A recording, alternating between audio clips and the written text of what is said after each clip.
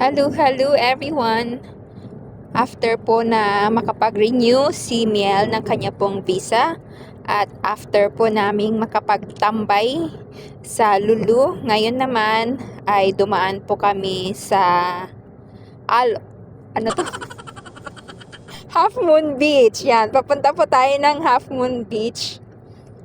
At tayo rin po ay magliliwaliw saglit. Saglit lang naman. So, ayan po. We're looking for a shed na pagtatambayan po namin. Kasi mainit ang panahon. Although, hindi na po kasing init dati. Ayan, hanap po kami ng magandang shed. Waiting shed. Ano bang tawag dun? Basta, shed. S-H-E-D. Ayan. Ang gusto sana namin mas malapit dun sa CR. Pero, medyo lumayo din po kami ng konti. Kasi, yung pinaka-last ay malayo po sa tubig. Pero yung napili naman po namin, okay naman. Kaso, ang lapit-lapit niya dun sa, ano bang tawag dun? Dalampasigan. Dalampasigan.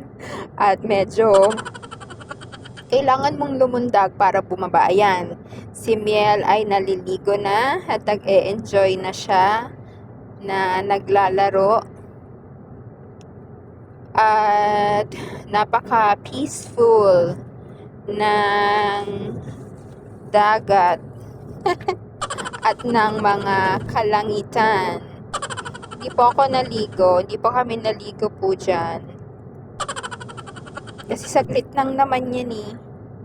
Mga 1 oras or 2 oras lang po kami dyan. Kasi magbabasketball daw yung asawa ko.